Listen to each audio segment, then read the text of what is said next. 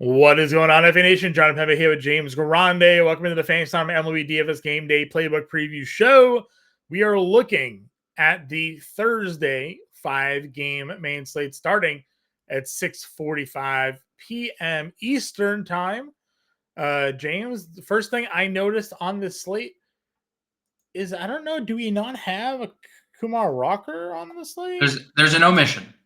And they've had plenty of time to include Rocker to the point where, like, he is even listed as the opposing starter. Yep. But he is not in the player pool. So I am very curious if by the time we are done recording and the next day rolls around, obviously we record this show the night before, if we'll get the update that Kumar Rocker has been added to the player pool. Because, like, he was announced the starter on, like, over the weekend, I think, right? Like, or Monday or something like that. So there's certainly been time to figure out. Maybe he's not like officially. He has to officially be on the 40-man. So, like, I don't know why he is not in the player pool here. It's pretty disappointing if they don't get him in the player pool, because this dude was handling business down at the minor league level. Yeah, and an elite spot, and an elite, and in Seattle to make his debut. Yeah. I mean, I'd assume, like, if you reserve your contest early, I don't know if you've ever, like, reserved a contest and, like, you get the email in the middle of the day from DraftKings, like, Kumar Rocker has been added to your contest at whatever price. So I assume we'll get that email at some point and notification that excuse me, that Rocker is in the player pool. Yeah. Hopefully. I'd assume he little pretzel cough here, John. I was gonna say, you gotta chew your food there, yeah. That's what my wife tells me all the time. Yeah, I mean, it would be a disappointing thing. I can't get through this. You got water by you? Do you gotta? I do. I just took a sip. And we're going second sip. These pretzels are making me thirsty. Anyways, I don't know where that's from. It's a Seinfeld reference. Yeah, I don't watch Seinfeld. Somebody will get it. Comment in the comment section if you know Seinfeld. Yeah, I mean, I know Seinfeld. I don't, like, I know what it is. You know who's going to appreciate that? It's Mark when he watches this show in the morning. Mark doesn't. Oh, Mark watches Seinfeld. He knows. No, he's not going to watch the show. No, maybe. Anyways, no Kumar. Even if Kumar Rocker doesn't participate today, we do have I think there's a good pitching pool here. Sure. I like Bryce Miller at the top. Always like Bryce Miller at home. Mm-hmm. Love Bryce Miller at home. I love DJ Hers. Really invested in DJ Hers tomorrow. Super invested in the innings have been like blah, but the pitch count's been okay. So, like, maybe this is a spot where we get some more innings. It's the walks. He's a typical walk a lot, strike a lot of people out, pitch count elevated guy, right? I mean, he has 93 strikeouts in 75 innings this year. Yeah. There's a lot of strikeout appeal to the Miami lineup. So sure. I like Hers a lot. Pepio is interesting. He continues to be really solid outside of, like, a San Diego start, which is impossible to be good in because there's no upside against San Diego. Nestor.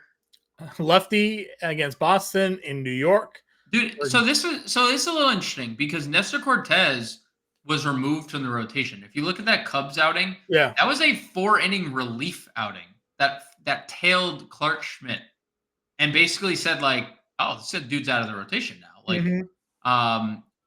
so it's interesting. I guess he's gonna be back in the rotation. There's no reason to think he would be, like, not fully stretched out either, just because of 148 pitch outing. But it is an elite spot against Boston. There is, like, obvious upside with Nestor, just with how badly Boston has been against lefties. I love Frankie Montas. He's been really good for Milwaukee. Underrated additions for Milwaukee at the deadline. Montas is one of them. He's pitched really well, coming off a 10 strikeout game. Gavin Williams, another guy I'm really invested in for tomorrow. Yeah, this is a good. I mean, obviously, horrific start against the Dodgers. Most people can say they've had some trouble there, but Tampa Bay's offense has been very bad. So this is certainly a spot that can, get it done. He has a lot of strikeout upside. Mm-hmm. At the end of the day, he's over a strikeout per inning. He's obviously been better lately, sans the Dodgers start. So yeah, I'm very much interested in Gavin Williams. That's probably it. Like Birdsong has a lot of strikeout appeal, but just very inconsistent. I don't think we need to go there. So for a small slate, I think pitching's pretty interesting. Agreed. Catcher side of things here, smaller slate obviously means even smaller player pool. Especially when we kind of like a lot of the pitchers that are on this slate. So it makes it even a little bit more difficult to maybe find a definite matchup that we're looking to go for. Is there one? Is it like Austin Wells? Do you just go Austin Wells versus Chris Well here? Yeah. If you're spending up, it's Wells for sure. I wouldn't shy away from Cal Raleigh against a guy making his debut. I know Kumar Rockers obviously has a lot of hype behind him, but he is at the end of the day making his debut, right? Yeah. So Raleigh has what a weird journey for Kumar Rocker, right? He was like the best pitcher in college baseball, gets drafted by the Mets in the first round, fails like his physical, doesn't sign his contract, goes back into the draft, and then gets drafted 3rd overall the next year. He was 10th overall, doesn't sign, goes back in the draft 3rd overall. So seems like the physical was fine. Everything seemed fine with the physical. Though he probably dodged a bullet because if he went to the Mets with an elbow problem of some sort, that wasn't getting death sentence. Yeah. Career malpractice. Yeah, all of a sudden the Mets now care about MRIs, Yeah. Agreed. But he is making his debut. So, welcome to the league. You get the catcher with the most power in baseball, 30 home runs on the year. To put into perspective, though, 13.5K per 9 at the minor league level this year. So yeah, insane, dude. If he's in the player pool, he's gonna be plug and play for us. 1.2 walks per 9. So he's throwing BBs. He's just not walking anybody. He's striking everybody out in the PCL. So really fast fastballs. Too. He puts the fast in fastballs. Yeah. Large man throws really hard, but I agree. It's Wells Raleigh for GPP. Wouldn't shy away from Connor Wong necessarily. I think you can get to I think you can always punt like a Bo Naylor play, just given his home run upside. Yep. First base up at the top. We got some Tampa Bay pitch players, but we like Gavin Williams a little bit here. Yeah. Who Reese? And maybe not Reese. I would play Naylor. I mean, I like Pepio, but I would play Naylor. I wouldn't shy away from Naylor. Pepio's not it's not like these starts are going perfect, right? 5 home runs his last 4 starts. Last 3 starts, 2 of them he's allowed 6+ hits. He has a start mixed in there with 4 walks, so 8 base runners or more in 3 straight starts. So I would play Josh Naylor, who's great against right-handed pitching. Yeah. So that's probably the one guy I'd key on above 4K. Okay. Again, there's not much here given the matchups. Nathaniel Lowe, Bowers, maybe Lowe, as you mentioned. Shapiro is really interesting. He's been super good since being called up. Numbers could look better. He's had a home run robbed from him by Aaron Judge. I like that. That kid hits in the middle of that lineup too for Washington. It is not a tough spot. So I'm definitely a little bit interested in Washington here. Manzardo 27 as a punt. Yep. Second base, some dual positional eligibility for some guys. Again, it feels like we're gonna have to almost take our medicine and play a player against a pitcher we're kind of okay against here, right? Because we look at,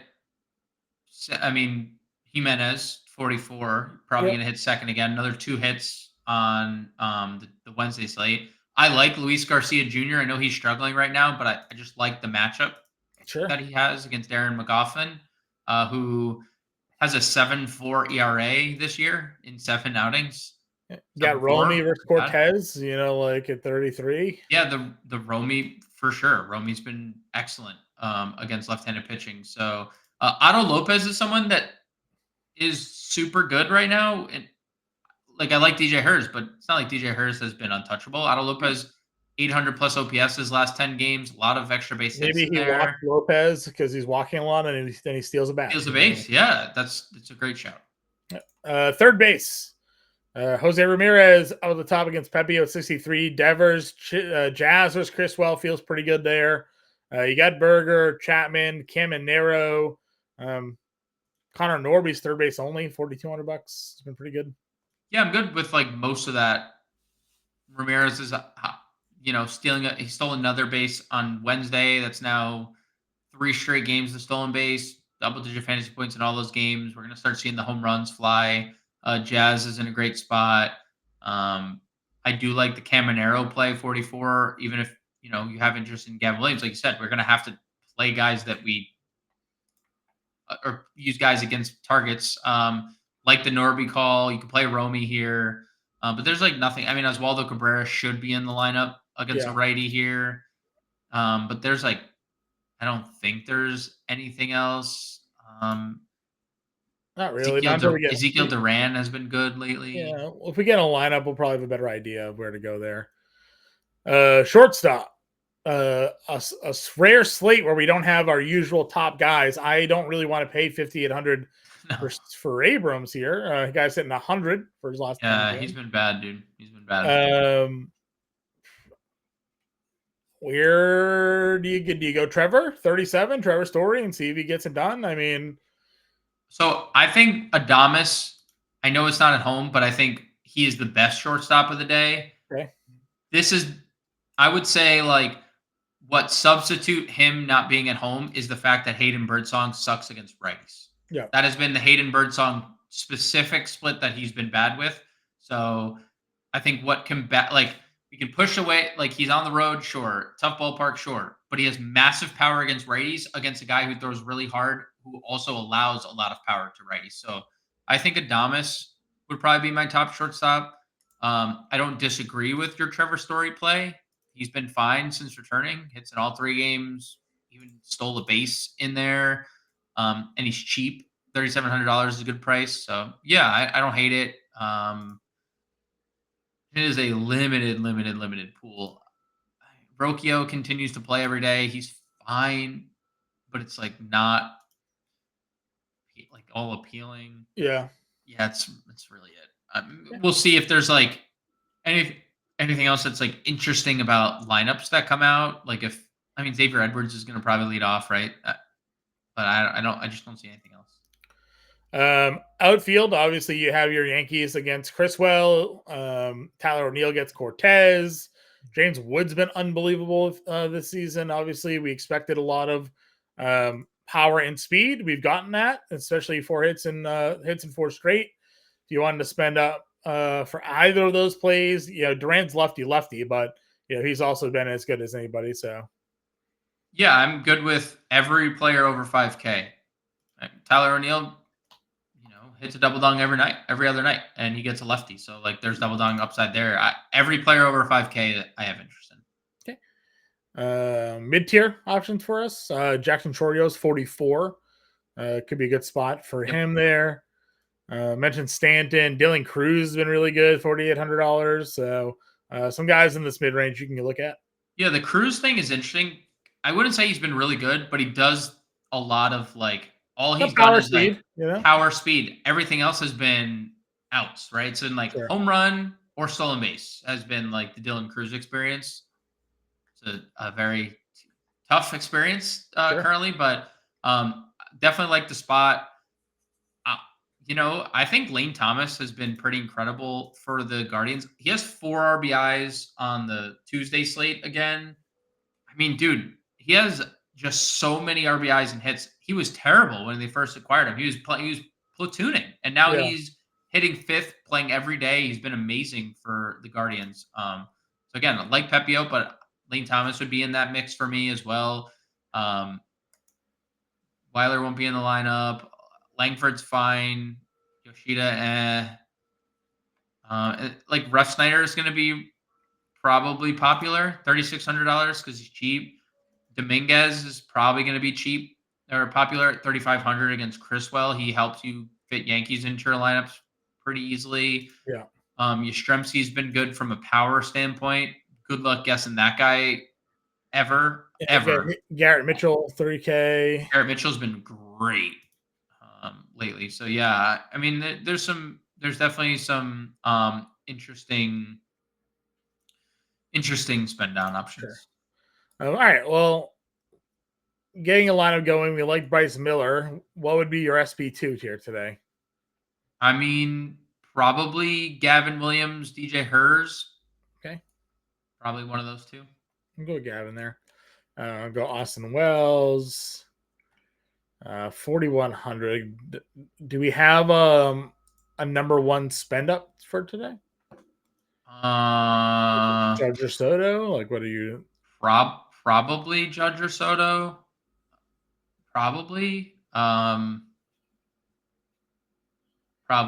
Yeah. Do you have a favorite of the two? I mean, probably Judge, but obviously there's not a wrong answer there. Sure. Second base. Let's go Romy. I was gonna say too. Third base. Unfortunately, we can't play Romy at short. We can play Romy at third if you want to do. No, I know. You got 3,700. I mean, is there a better option for you? You mentioned Otto Lopez, so you could do like Otto at second and Romy at third. Shortstop's $3,800. It sucks. It's a tough slate. You mentioned Adames, so if we did Adames, yeah, Adames works. Play Dominguez in the outfield for some value. I'll do Dominguez and Mitchell. Probably gets his Naylor, I think. Oh no, we're just off Naylor.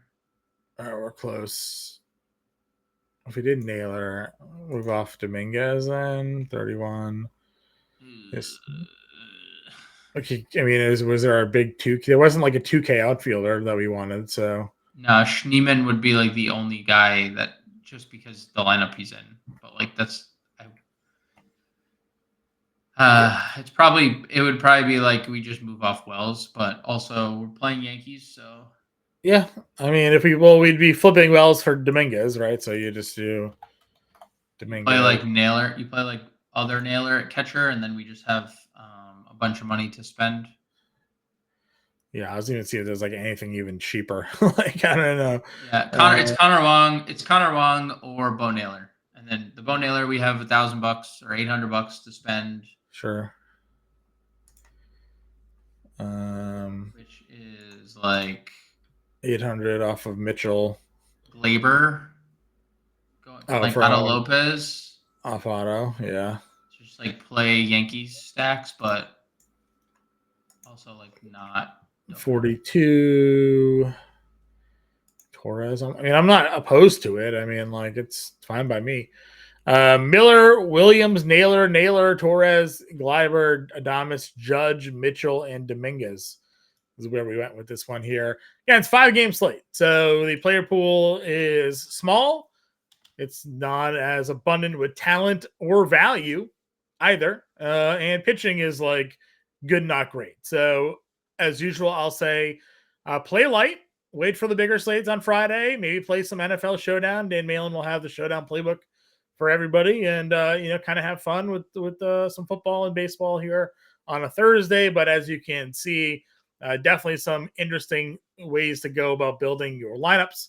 No live show on Thursday. We have the NFL live show at 7 p.m., so you can tune into that. We'll be back with the baseball live show 5 p.m. on Friday. If you have any questions till then, find us in Discord, get us on Twitter. If you're not yet a member of the Fantasy Alarm family, 7-day free trial still going on right now, fantasyalarm.com/win, or you can scan this QR code there on the screen when you sign up. You'll automatically get a 7-day free trial to become a member of the family and see what we got going on with all of our All-Pro premium content. Again, James and I will be back Friday. Until then, everybody, good luck, and we'll catch you later.